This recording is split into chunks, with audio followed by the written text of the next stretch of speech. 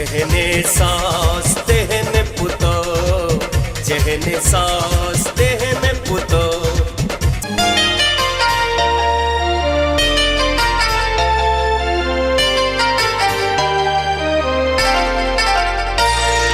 मिथिला के धाम में हमर मनक गाम में,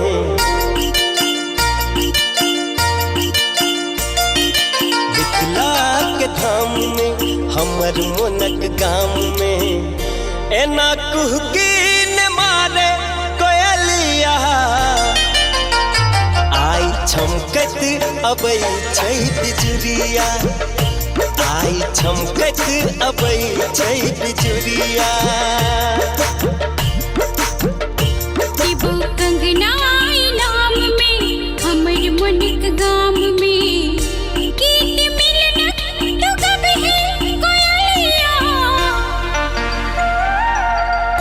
पिता साजन पर सखी जुड़िया, पिता साजन पर सखी जुड़िया।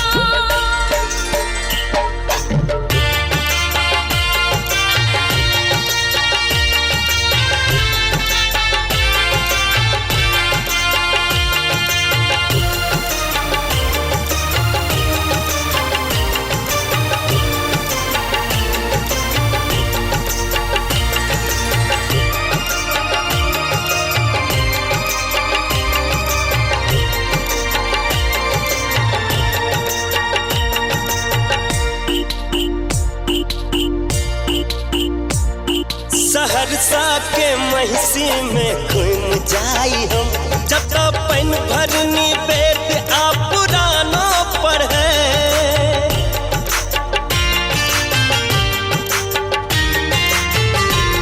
सहरसा के महिसी में घूम जाई हम, जब तक पैन भरनी बेट आ पुरानो पर है।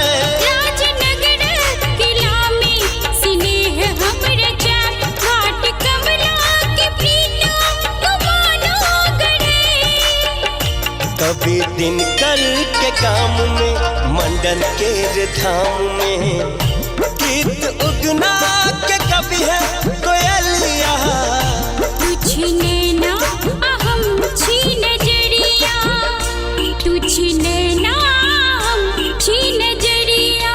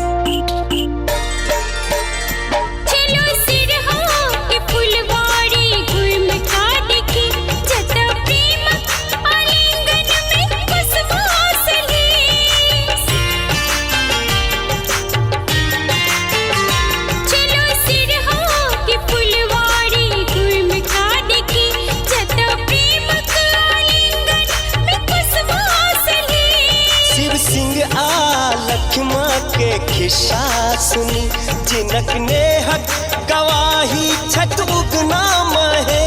उन्हें धरती राम में माटी के सम्मान में, गीत ने हक तो कब है कोयलिया, घर मिथिले में बसे बई गुजरिया, घर मिथिले में बसे बई गुजरिया, घर मिथिले में बसे बई गुजरिया, घर मिथिले में बसे बई गुजरिया। जहने सांस देहने पुतो, जहने सांस